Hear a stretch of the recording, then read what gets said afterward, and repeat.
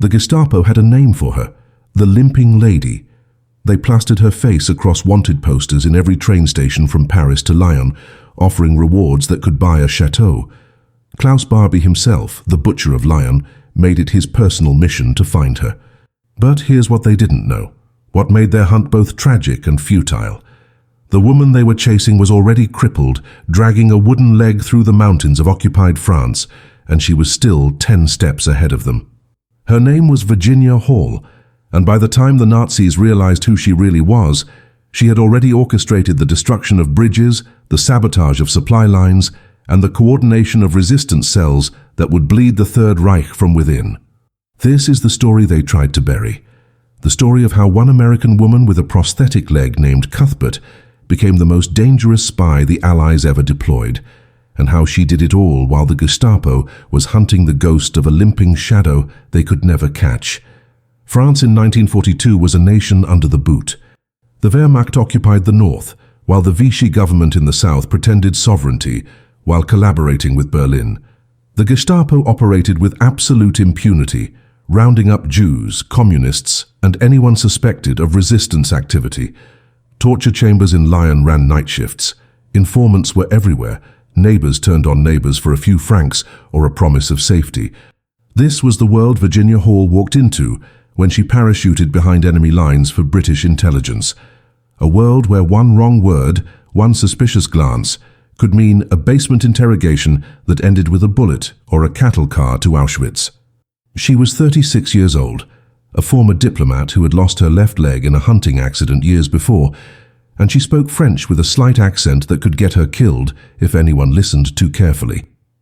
The odds of survival for spies in occupied France were brutally simple. Most didn't make it past 6 months. But Virginia Hall wasn't most spies.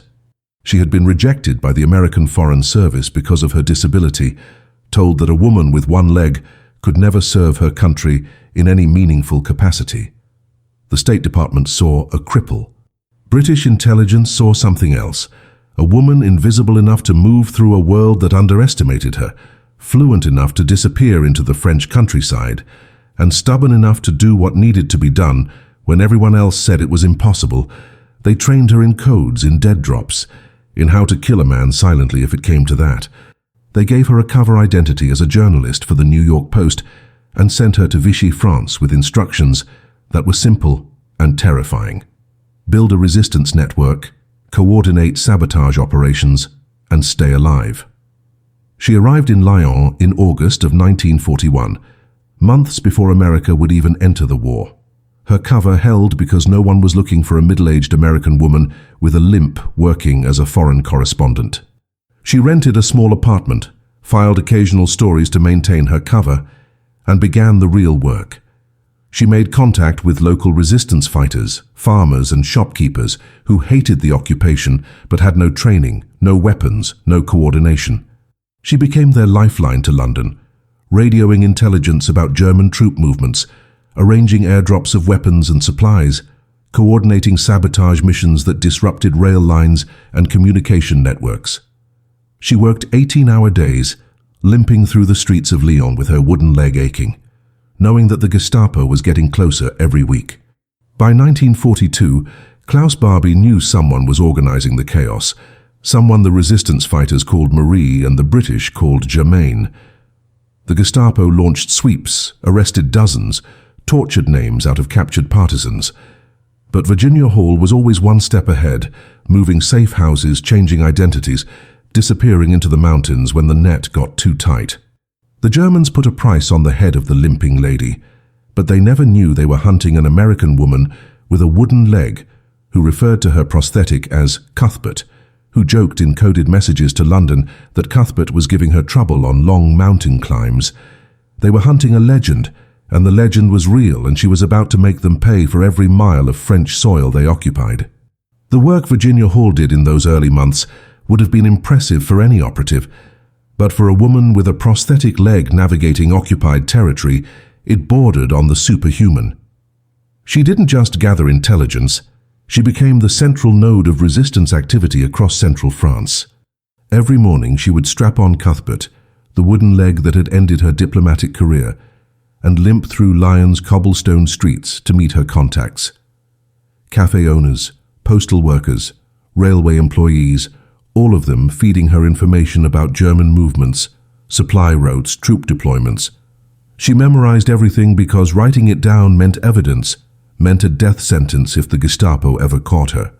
At night, hunched over a hidden radio transmitter in whatever safe house she was using that week, she would tap out coded messages to London, her fingers flying across the keys while her wooden leg propped against the wall like a silent witness to treason. The Germans had detection vans prowling the streets, triangulating radio signals, but Virginia never transmitted from the same location twice. She was building an empire of shadows, and the Nazis had no idea the architect was a crippled American woman they had dismissed as irrelevant. But the Gestapo was learning. By spring of 1942, Klaus Barbie's interrogators had extracted enough information from captured resistance members to know that someone codenamed Marie was coordinating multiple cells. They knew she was a woman. They knew she walked with a limp. And they knew she was far more dangerous than any of the amateur saboteurs they had been rounding up. Barbie became obsessed. He increased patrols, installed more checkpoints, and offered bounties that made poor French citizens consider betraying their neighbors. The net was tightening around Lyon, and Virginia could feel it. Safe houses that had been secure for months suddenly felt exposed. Contacts who had been reliable started missing meetings. The resistance network she had spent a year building was beginning to fracture under the pressure of Gestapo raids that were becoming more targeted, more informed. Someone was talking, or the Germans were getting better at their job, or both. The breaking point came in November of 1942, when the Nazis abandoned all pretense and occupied Vichy France. The zone that had offered Virginia a thin veneer of safety evaporated overnight. German troops poured into the south, checkpoints multiplied, and the Gestapo's authority became absolute across the entire country. Virginia Hall went from being a spy operating in semi-neutral territory to being a wanted fugitive in totally occupied France, with her face on wanted posters and her limp making her instantly identifiable. London sent word, extract immediately. The mission was over. She had done more than anyone expected, coordinated more sabotage operations than any other Allied agent in France, but staying any longer was suicide. The Gestapo was literally going door to door in Lyon, checking papers, searching apartments, and they had her description down to the color of her hair and the way she favored her right leg when she walked. Virginia Hall had other plans. She refused extraction. She sent a message back to London explaining that her network was too valuable to abandon, that the resistance fighters she had trained would collapse without coordination, that she could still operate if she just changed tactics. Her handlers thought she was insane. The entire country was now a trap. Every road had checkpoints, every train station had Gestapo agents checking identification papers against wanted posters, and the most wanted woman in France wanted to stay and keep fighting with a wooden leg that made her as conspicuous as a flare in the darkness. But Virginia Hall had already made her decision. She would not run, she would not hide, and she would not let the Nazis win. She would do something so audacious, so impossibly reckless, that even the Gestapo wouldn't see it coming. She decided to walk out of France, not through official channels, not with forged papers at a checkpoint, but over the Pyrenees mountains into neutral Spain on foot, with Cuthbert strapped to her leg and winter closing in. It was a journey that killed healthy young men, a 50-mile trek through mountain passes in November snow, and she was a 36-year-old woman with one real leg planning to do it while the Gestapo hunted her across southern France. London tried to talk her out of it. Her resistance contacts begged her to wait for spring to find another way. But Virginia Hall had never let anyone tell her what she couldn't do. Not when the State Department rejected her. Not when doctors said she would never walk normally again. And not now when the future of the French resistance depended on her survival. She packed light, sent one final coded message to London, telling them she hoped Cuthbert would behave himself on the mountain crossing, and disappeared into the countryside, heading south toward the snow-covered peaks that represented either freedom or death. The Pyrenees in November are a killing ground disguised as mountains. Temperatures plunge below freezing at night, snow obscures the trails, and the passes that smugglers use in summer become death traps of ice and wind that can disorient even experienced guides. Virginia Hall began her crossing with a small group of refugees and resistance fighters, all of them desperate enough to risk the mountains rather than face the Gestapo. They had one guide, a Basque shepherd who knew the routes, and they traveled at night to avoid German patrols that had been stationed along the foothills precisely to stop people like them from escaping. Virginia wore layers of clothing that made her bulky and slow, carried a small pack with essentials, and every step was agony. Cuthbert wasn't designed for mountain climbing. The prosthetic chafed against her stump, the straps cut into her flesh, and the uneven terrain made every footfall a gamble. While the others could navigate rocky paths and steep inclines with relative ease, Virginia had to calculate each step, had to find purchase for a wooden leg that had no ankle flex, no ability to adjust to the ground beneath it. Within the first night, she was falling behind. The group couldn't wait for her. The guide made that clear without cruelty, but with the cold mathematics of survival. If they moved too slowly, they would be caught by daylight in exposed terrain where German patrols could spot them. If they stopped to rest too frequently, they would freeze or run out of the limited supplies they carried. Virginia understood the equation. She told them to go ahead, to maintain their pace, and she would catch up. It was a lie and everyone knew it, but it was the lie that allowed the group to survive, so they accepted it and disappeared into the darkness ahead, while Virginia Hall limped after them alone with her wooden leg and her refusal to quit. The pain was overwhelming. Every step sent jolts through her stump where the prosthetic rubbed raw skin into open wounds. The cold made the metal components of Cuthbert contract, made the fit even worse, made the leather straps feel like wire cutting into her thigh. She fell repeatedly on the ice, each time having to lever herself back up with her arms, because Cuthbert couldn't provide the push a real leg would give. But she kept moving, kept following the distant shadows of the group ahead, kept putting one foot in front of the other, because stopping meant freezing to death in a mountain pass and letting the Gestapo win. Somewhere in the second night, Virginia Hall stopped being a spy and became something else entirely.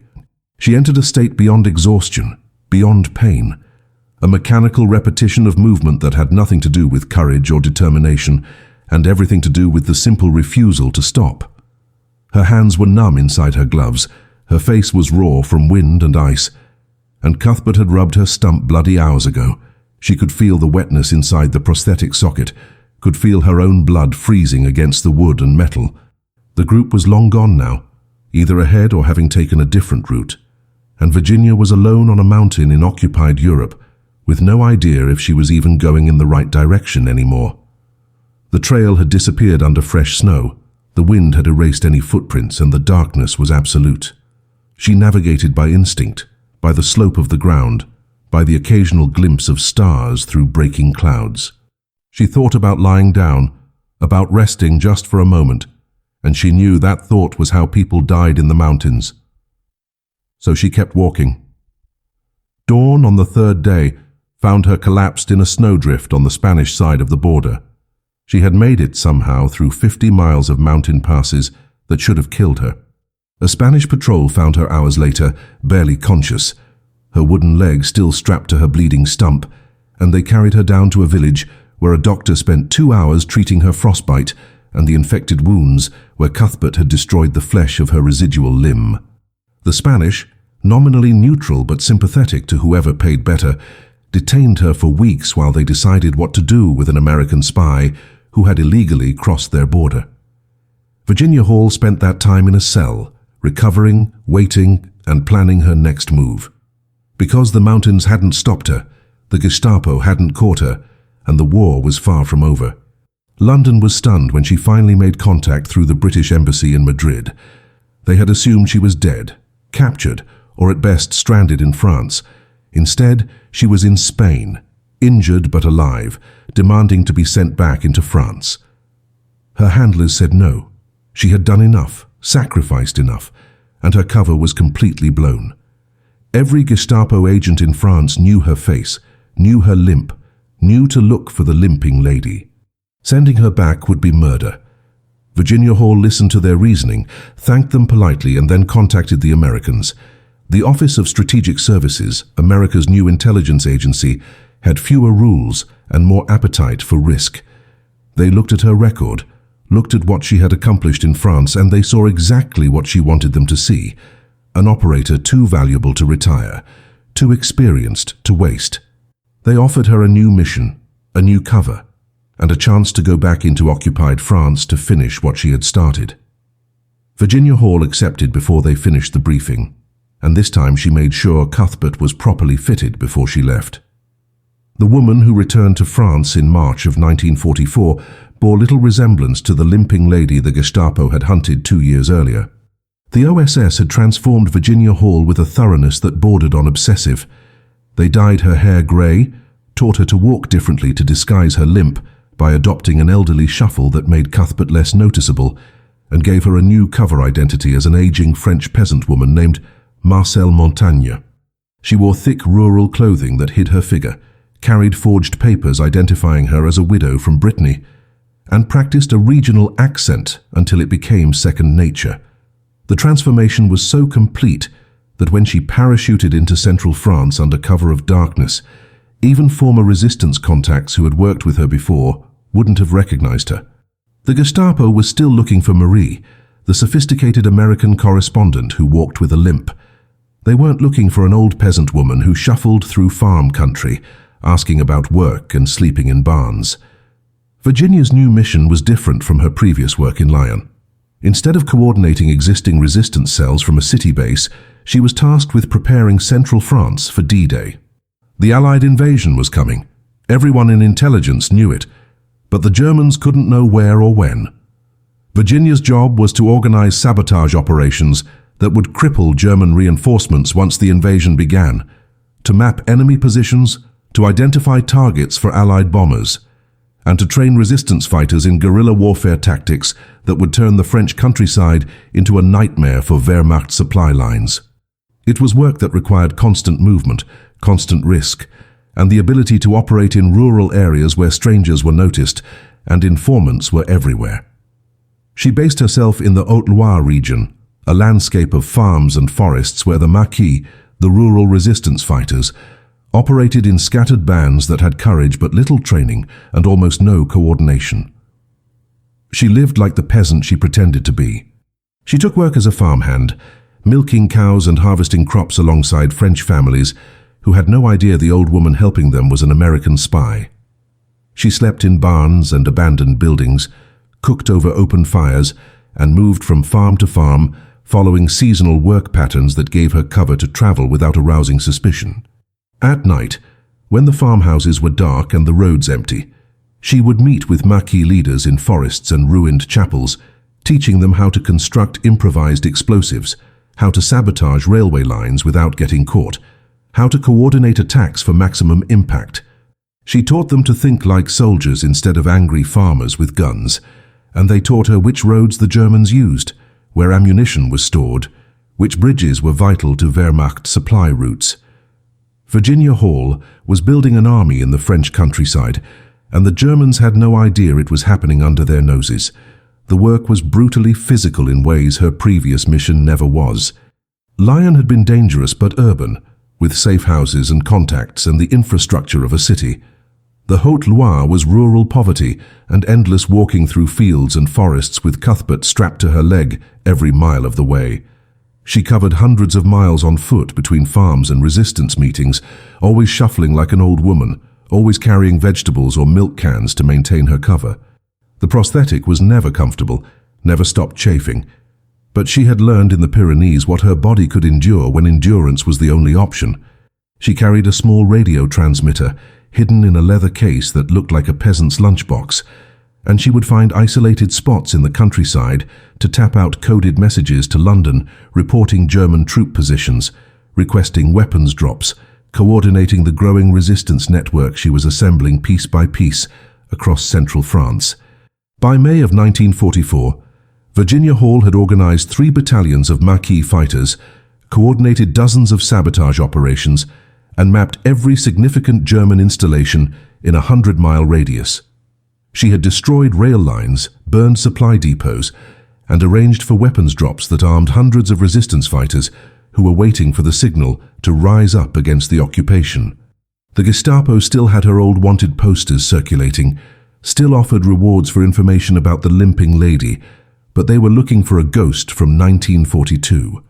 The woman they were hunting had transformed herself into exactly what they would never suspect. A crippled old peasant woman shuffling through the French countryside with a wooden leg hidden under layers of rough fabric and a farmer's shuffling gait. Virginia Hall had learned the most important lesson of espionage, that the best disguise isn't looking like someone else. It's becoming someone so beneath notice that even when people look directly at you, they see nothing worth remembering. And when D-Day finally came, when Allied forces stormed the beaches of Normandy, and the signal went out for the resistance to rise, Virginia Hall and her army of farmers and shopkeepers would make the Nazis pay for every mile they tried to retreat through central France. The night of June 5, 1944, Virginia Hall received the coded BBC broadcast that changed everything. Sitting in a barn outside the village of Karsner, listening to her hidden radio through an earpiece while rain hammered the roof above her, she heard the phrases that meant D-Day was imminent. The personal messages that sounded like poetry to anyone else were activation codes to her. "The dice are on the table, the arrow will not pass," wound my heart with a monotonous languor. Each phrase corresponded to specific resistance networks across France, telling them the invasion was coming within hours, and it was time to execute the plans they had been preparing for months. Virginia immediately began moving, limping through the darkness from farm to farm, passing the word to Maquis commanders who had been waiting for this moment.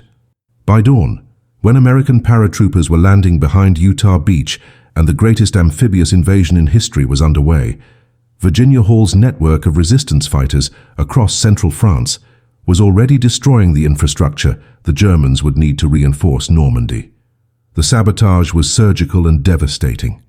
Railway lines that connected central France to the coast erupted in coordinated explosions that severed Wehrmacht supply routes. Telephone wires were cut systematically, isolating German garrisons from their command structure. Bridges that could carry tanks were destroyed with explosives Virginia had taught farmers to construct from materials they could steal or improvise. Roads were blocked with felled trees and disabled vehicles, forcing German convoys onto predictable detours where Maquis fighters waited in ambush. The chaos was total, and it was invisible to Allied command because it was happening hundreds of miles from the beaches, in countryside the Germans had considered secure. Wehrmacht officers trying to move reinforcements north found themselves trapped in a nightmare where every road led to an ambush, every bridge was destroyed, and the French peasants they had ignored for 4 years had suddenly become an army that knew the terrain better than any German map could show. Virginia coordinated everything from her hidden positions, moving constantly to avoid German patrols that were frantically trying to restore order. She would receive reports from Maquis scouts about German movements, transmit the intelligence to London, and redirect her fighters to hit the most valuable targets. A German ammunition train heading north would be derailed by explosives planted on the tracks. A convoy of fuel trucks would be ambushed on a mountain road and sent burning into a ravine. Communication towers would explode in the night, leaving Wehrmacht units blind and unable to coordinate. The Germans knew they were under attack, but they couldn't identify the source because there was no front line, no uniformed army, just an entire countryside that had turned hostile. They arrested civilians, burned farms suspected of harboring resistance fighters, and executed hostages in village squares. But the attacks continued because Virginia had built something the Nazis couldn't comprehend: a distributed network with no central headquarters to raid, no leader to capture, just hundreds of French citizens who knew which German targets mattered and had the training to destroy them. The Gestapo launched sweeps through the Haute-Loire, going farm to farm searching for weapons and resistance members. Virginia stayed one step ahead, warned by her network whenever German trucks appeared on distant roads. She would blend into the population of displaced farmers, would help German soldiers search a barn for hidden weapons, while Cuthbert remained concealed under her layers of peasant skirts, and the Germans would move on looking for young men with guns, while the most dangerous Allied operative in France stood 3 feet away, pretending to be terrified. It was a performance she repeated dozens of times, each encounter a gamble that her disguise would hold, that her shuffling walk would seem authentic, that no one would notice the slight irregularity in her gait that came from a wooden leg doing the work of flesh and bone. The stress was inhuman, knowing that one suspicious glance, one thorough search, one informant recognizing something familiar about the old woman's face would end with a Gestapo basement and torture that would compromise her entire network. But Virginia Hall didn't break, and neither did her network. Through June and into July, as Allied forces fought their way through Normandy hedgerows and the Wehrmacht tried desperately to contain the breakout, central France remained a war zone behind German lines. Every German division trying to reach Normandy had to fight through ambushes and sabotage that delayed them for days or weeks. Units that should have reinforced the front arrived depleted and demoralized, having lost vehicles and men to an enemy they never saw clearly. The impact was immeasurable because it was invisible in official records, but Wehrmacht after-action reports from that period paint a picture of chaos. Entire convoys lost, supply lines severed, officers killed by snipers who melted into the countryside before reinforcements arrived. The old peasant woman shuffling through the farms of Haute-Loire had created a ghost army that was bleeding the Third Reich white, and the Gestapo never realized they had been hunting the wrong woman in the wrong disguise for 2 years. Virginia Hall had become exactly what she needed to be: invisible, relentless, and absolutely lethal.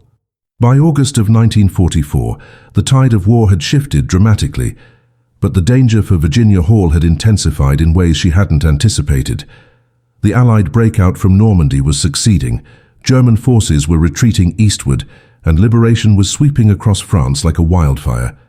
But retreating armies are the most dangerous kind, desperate and vicious, willing to burn everything behind them. The Wehrmacht units falling back through central France weren't defeated soldiers surrendering peacefully. They were combat veterans who knew what awaited them if they were captured by resistance fighters after 4 years of occupation brutality. They shot civilians on suspicion, burned entire villages suspected of harboring the Marquis, and fought with the ferocity of men who had nothing left to lose. Virginia found herself operating in a collapsing war zone where the front lines were everywhere and nowhere, where yesterday's safe farm could become today's battlefield without warning. Her mission evolved from sabotage to intelligence gathering for the advancing Allied armies. American forces pushing east needed real-time information about German positions, strength, and intentions, information that aerial reconnaissance couldn't provide. Virginia became their eyes on the ground, coordinating with Maquis scouts to track Wehrmacht movements and radioing detailed reports to Allied command. She identified which roads the Germans were using for retreat, which bridges they had rigged with explosives to deny them to pursuers, where they had established defensive positions to slow the Allied advance. This intelligence saved American lives because it allowed commanders to avoid ambushes, to strike German units before they could establish strong positions, to cut off retreat routes and surround enemy formations. The work required Virginia to be even more mobile than before, moving between Maquis groups scattered across hundreds of miles of countryside, always staying close enough to the fighting to gather useful intelligence, but never so close that she would be caught in the chaos of actual combat. The irony wasn't lost on her that she was now helping to liberate the same countryside where she had lived, disguised as a peasant, for months. Villages she had worked in, farms where she had milked cows and slept in barns, were being liberated by American soldiers who had no idea a middle-aged American woman with a wooden leg had been operating there for months before they arrived. She maintained her cover even as Allied forces advanced, because the war wasn't over and German units were still operational across the region. Virginia would watch American tanks roll through villages at dawn, would see the French civilians celebrating liberation, and she would remain in her peasant disguise, shuffling through the crowds, because there were still Gestapo agents in civilian clothes trying to escape, still Wehrmacht officers hiding among refugees, still intelligence to gather until the last German soldier was gone. The closest she came to capture during this period happened not from German action, but from friendly fire. In late August, a Maquis unit that didn't know her real identity mistook her for a collaborator because of her peasant disguise and detained her at gunpoint. Virginia found herself facing a tribunal of resistance fighters she had helped train. Being accused of collaboration, and she couldn't break cover because revealing her identity would compromise operational security if any of them were captured and interrogated. She maintained her peasant persona, insisted she was just an old woman trying to survive. And it was only when a Maquis commander she had worked with directly arrived and recognized something in her mannerisms that she was released. The incident shook her because it revealed how completely she had disappeared into her disguise, how even allies couldn't recognize her, and how close she had come to being executed by the people she was trying to help. By September, the liberation of central France was complete, and Virginia Hall could finally drop her disguise. American intelligence officers arriving in the region began hearing stories about an old peasant woman who had coordinated resistance operations, about someone codenamed Diane, who had been instrumental in sabotaging German operations for months. When they started investigating, when they began interviewing Maquis fighters and piecing together reports, they realized they were looking for Virginia Hall, the legendary spy the Gestapo had hunted across France, the woman who had escaped over the Pyrenees and then somehow returned to continue the fight. When she finally walked into an American command post in her peasant clothes, limping on Cuthbert, and identified herself to stunned officers who thought they were meeting with a local resistance coordinator, the revelation of who she actually was spread through Allied intelligence like electricity. The most wanted woman in France, the limping lady who had become a Gestapo obsession, had been operating under their noses for months, disguised as exactly the kind of person occupying armies never notice, an aging, disabled peasant woman that nobody would look at twice. The full scope of what Virginia Hall had accomplished only became clear when Allied intelligence began compiling reports from liberated France in the fall of 1944. The scattered sabotage operations, the delayed German reinforcements, the intelligence that had guided Allied advances, all of it traced back to networks she had established or coordinated. Wehrmacht officers being interrogated as prisoners of war spoke with bitter respect about the invisible resistance that had torn apart their supply lines in central France. They described losing entire convoys to ambushes, watching bridges explode just as their tanks approached, receiving orders that never arrived because communication lines had been severed. When interrogators asked who had organized this systematic destruction, the German officers had no answer beyond rumors of a phantom network that seemed to know their movements before they made them. The Gestapo files captured after liberation told an even more remarkable story. Thousands of man-hours spent hunting for the limping lady, informant networks mobilized, resources diverted from other operations, all chasing a woman who had transformed herself so completely that she had operated for months in territory they considered pacified. The numbers were staggering when analysts calculated the impact. The sabotage operations Virginia coordinated in June and July of 1944 delayed German reinforcements to Normandy by an estimated 2 to 3 weeks. In the brutal mathematics of war, those weeks meant thousands of Allied lives saved, meant German divisions arriving too late and too depleted to effect the battle for France. The intelligence she provided to Allied forces advancing through central France helped American commanders avoid prepared ambush positions, identify weak points in German defenses, and cut off retreat routes that might have allowed Wehrmacht units to escape and regroup. Conservative estimates suggested her work contributed to the capture or destruction of at least 10,000 German soldiers who would have otherwise escaped to fight another day.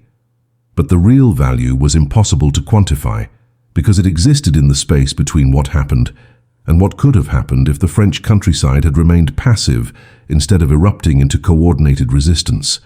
The Gestapo's obsession with finding her had become something approaching paranoia by the time France was liberated. Klaus Barbie, who had made hunting her a personal mission, had devoted significant resources to the search, even as the military situation deteriorated around him. Captured Gestapo documents revealed that they had correctly identified her after her escape to Spain, knew she was Virginia Hall, knew she was an American operative, but they assumed she would never return after her cover was blown. The idea that she would come back into occupied France with a new disguise was considered so unlikely that when reports of an effective resistance coordinator surfaced in the Haute-Loire, the Gestapo never connected it to their most wanted fugitive. They were looking for the sophisticated American correspondent who had operated in Lyon, and they ignored the possibility that she could transform herself into an invisible peasant woman. It was a failure of imagination that cost them dearly, and it revealed something fundamental about how the Nazis viewed people with disabilities. They couldn't conceive that a woman with a prosthetic leg could outmaneuver their entire security apparatus.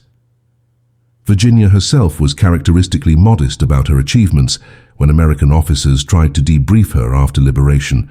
She deflected credit to the French resistance fighters who had done the actual work of sabotage and combat, insisted she had merely coordinated what brave people were already willing to do. But the Maquis commanders told a different story.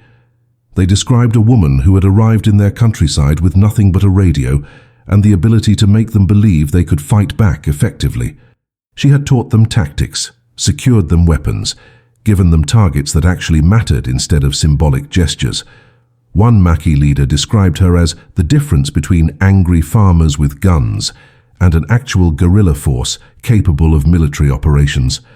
Another said simply that without her they would have fought bravely and died uselessly, but with her guidance they had actually hurt the Germans in ways that mattered. The OSS wanted to give her medals, wanted to publicize her story as proof that American intelligence could produce results as dramatic as any military operation. Virginia Hall refused. She understood that her greatest asset had been invisibility, and publicity would destroy that asset for any future operations. The war wasn't over yet. Germany still fought on, and Japan remained undefeated. She wanted to return to the field, wanted to keep fighting, but the OSS commanders looked at her record and made a calculation. She had been operating behind enemy lines for 3 years, had been hunted by the Gestapo, had crossed the Pyrenees on a wooden leg, had lived as a peasant in occupied territory for months. She had already sacrificed more than anyone had a right to ask. It was time, they insisted, to let her rest. Virginia Hall listened to their reasoning with the same polite attention she had given to everyone who had ever told her what she couldn't do. And then she began planning how to get herself assigned to operations in the Pacific Theater, because quitting had never been part of her vocabulary. The true measure of Virginia Hall's impact came not from medals or official recognition, but from what happened in the shadows after the war ended. The CIA, which absorbed the OSS in 1947, discovered something remarkable when they began analyzing wartime intelligence operations. Virginia Hall's networks in France had been some of the most cost-effective intelligence operations in the entire European theater. For the price of a few radio sets, some weapons drops and one woman's salary, they had achieved sabotage and intelligence results that would have required multiple bomber squadrons and thousands of troops to accomplish through conventional military means. The bean counters at the new intelligence agency saw dollar signs and efficiency metrics. The field operatives saw something else. Proof that the right person in the right place with the right skills could change the outcome of a war, and that dismissing someone because of gender or disability was not just morally wrong, but strategically stupid. But Virginia's story almost disappeared into classified files and bureaucratic indifference anyway. The CIA in its early years was still an old boys' club, still skeptical of female operatives, despite the wartime evidence of their effectiveness. Virginia applied to join the agency as a full field officer and found herself facing the same institutional barriers she had encountered before the war.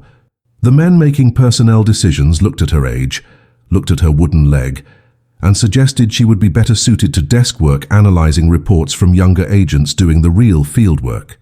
It was the State Department rejection all over again, the same assumption that a disabled woman couldn't possibly be as effective as an able-bodied man, despite the fact that her wartime record proved she had been more effective than most men in the agency.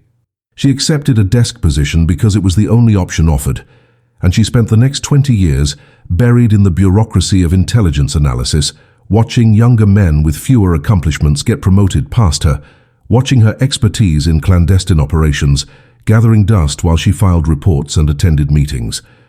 The tragedy was institutional and systematic. The CIA's own training programs began using case studies based on Virginia Hall's operations to teach new agents about effective resistance coordination and operating under deep cover. But they never identified her by name in the training materials, never acknowledged that the brilliant operative whose tactics they were teaching recruits was sitting in a basement office in Langley analyzing economic reports. The instructors would describe how a legendary agent codenamed Diane had coordinated resistance in occupied France, had evaded the Gestapo for years, had walked across the Pyrenees on a prosthetic leg, and the students would be inspired by this ghost from the past, while the actual person was 3 floors below them, being passed over for promotion again. It was bureaucratic blindness, elevated to an art form, the ability of large institutions to celebrate abstract excellence while ignoring the actual excellent people right in front of them. Virginia Hall never spoke publicly about her frustration. She had spent years operating under deep cover, years staying silent while others took credit or attention, and that habit of operational security extended into peacetime. She kept her wartime exploits classified even after she retired in 1966, even after the CIA presented her with the Distinguished Intelligence Medal in a private ceremony that acknowledged her contributions while ensuring the public would never know what she had done. Friends and family who knew her in retirement described a woman who was cordial but distant when asked about her past, who would change the subject if someone pushed for details about the war years. She protected her secrets not because they were still operationally sensitive decades later, but because she had learned in occupied France that survival meant invisibility, and invisibility had become her default setting even in peacetime America, where the stakes were merely social rather than life and death.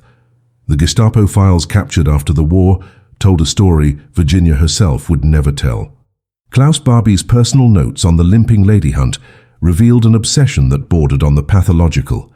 He had recognized early that she was uniquely dangerous, not because she was particularly violent or ruthless, but because she was invisible in the one way that mattered most. She made the occupied population believe they could resist effectively. The Nazis could brutally suppress open rebellion, could execute hostages and burn villages, and terrorize civilians into compliance, but they had no effective counter to someone who could organize resistance without revealing themselves, who could coordinate sabotage without leaving evidence, who could disappear into the population because the population protected her. Barbie's notes described her in terms usually reserved for military threats of far greater scale, and he was right to be afraid. Virginia Hall had proven that one person with the right skills and the right commitment could create more problems for an occupying army than a division of conventional troops, and that lesson terrified the Gestapo because it meant their entire model of occupation control through fear was vulnerable to someone they couldn't catch and couldn't counter. The limping lady had haunted Klaus Barbie's nightmares for years, and she had done it while walking on a wooden leg through occupied France right under his nose. The cost of what Virginia Hall accomplished only became visible decades later when historians began interviewing the few people who had known her during the war. The physical toll was obvious to anyone who looked closely. Chronic pain from decades of walking on a prosthetic that was never quite comfortable, nerve damage in her residual limb from the Pyrenees crossing that had rubbed her stump raw, arthritis in her hips and back from compensating for an artificial leg that didn't flex like real joints. She walked with increasing difficulty as she aged, and friends noticed she would sometimes grip furniture or walls when she thought no one was watching, steadying herself against pain that never fully went away. But Virginia treated physical suffering the same way she treated classified information, as something private that didn't require discussion or sympathy. When doctors suggested she use a cane or consider a wheelchair for long distances, she refused with the same stubborn determination that had carried her over the Pyrenees. Cuthbert had gotten her through occupied France, and Cuthbert would be enough until the end. The psychological cost was harder to quantify, but perhaps more profound. Virginia Hall had lived under aliases for so long, had suppressed her real identity so completely, that friends described her as emotionally distant, even decades after the war ended. She had learned in Lyon and the Haute-Loire that personal connections were security risks, that trust could get people killed, that the only safe identity was a false one. That mindset never fully left her. She maintained friendships, but kept them at arm's length, deflected personal questions with practiced ease, and created barriers between herself and genuine intimacy that even people who cared about her couldn't penetrate. It was the permanent damage of deep cover work, the inability to ever fully come back from years of being someone else, of lying so completely that truth became just another operational consideration rather than a default setting. Her marriage to Paul Guyot, a former OSS colleague, was one of the few relationships where she allowed some of her walls to come down, but even that had the quality of two intelligence operatives understanding each other's damage rather than fully transcending it.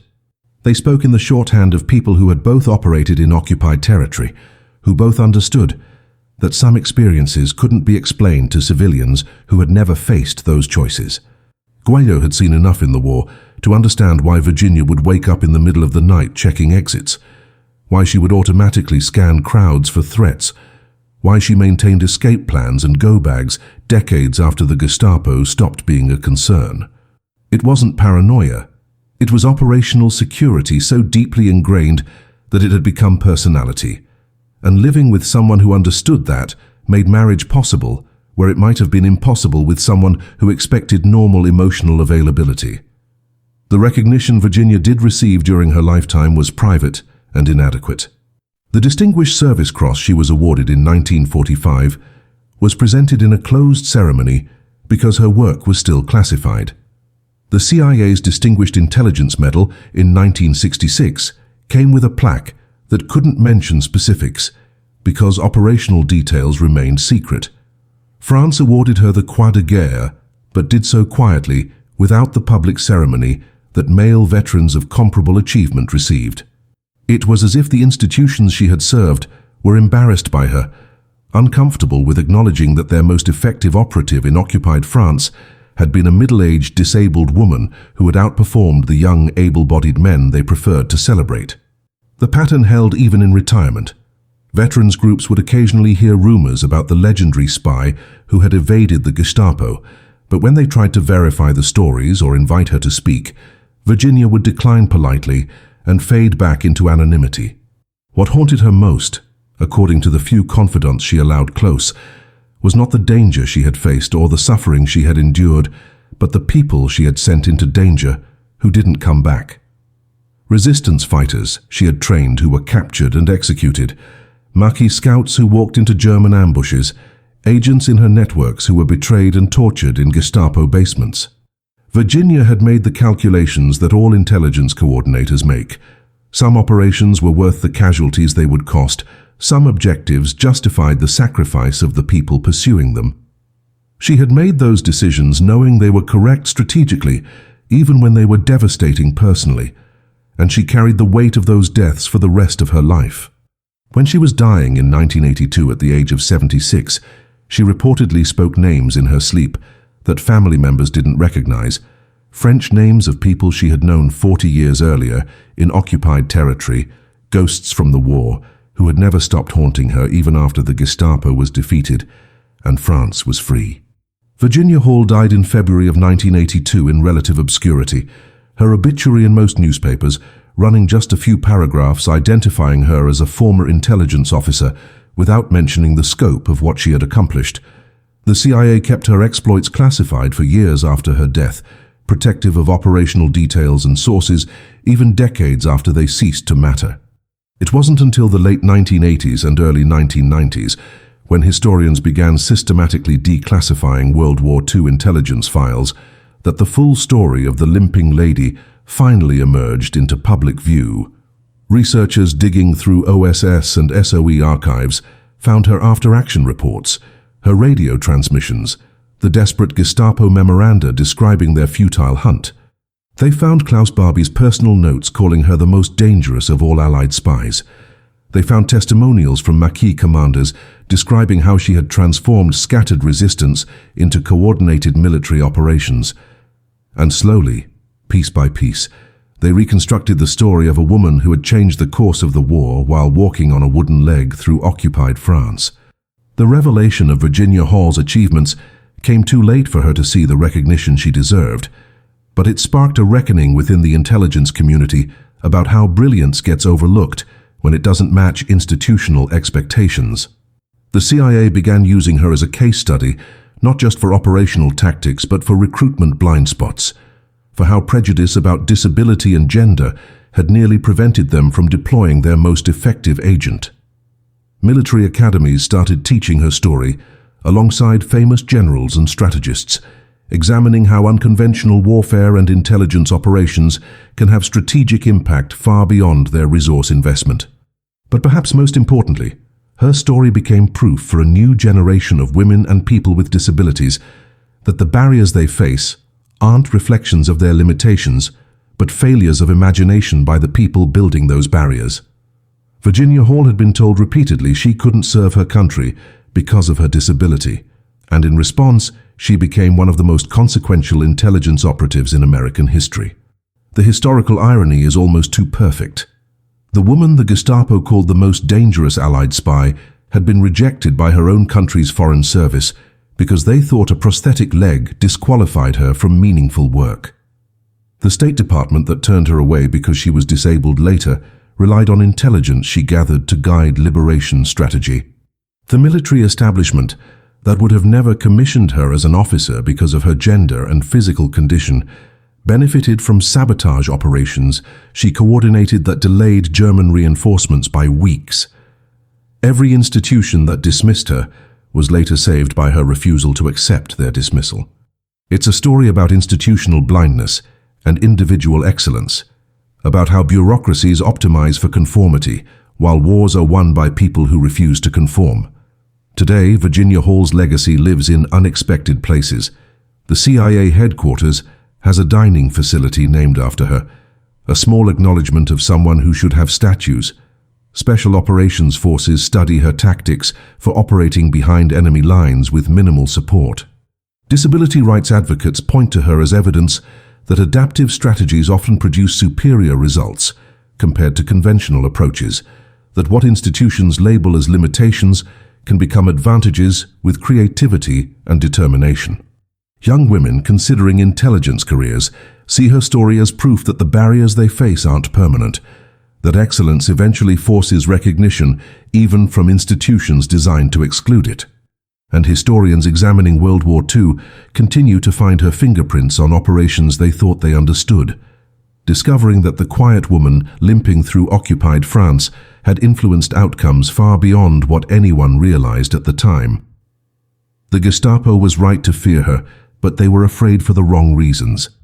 They thought the limping lady was dangerous because of the sabotage she coordinated, the intelligence she gathered, the resistance network she built. But Virginia Hall's real threat was more profound. She proved that the very people authoritarian systems dismiss as weak or irrelevant can be the ones who destroy them. The Nazis built an ideology around physical perfection and masculine strength, and they were defeated in part by a disabled woman who understood that real power comes from intelligence, adaptability, and the refusal to quit when everyone says you should. That lesson terrified the Gestapo in 1942, and it should terrify every system built on excluding people for who they are rather than evaluating them for what they can do. Virginia Hall walked through occupied France on a wooden leg and changed history, and the world never gave her the recognition she deserved while she was alive to see it. But her story survived anyway, rescued from classified files and institutional indifference, and now it serves as a permanent reminder that greatness often comes disguised as exactly the person everyone assumed couldn't possibly succeed. The limping lady won her war against the Gestapo, and decades after her death, she's still winning the war against the prejudices that tried to stop her before she ever reached France.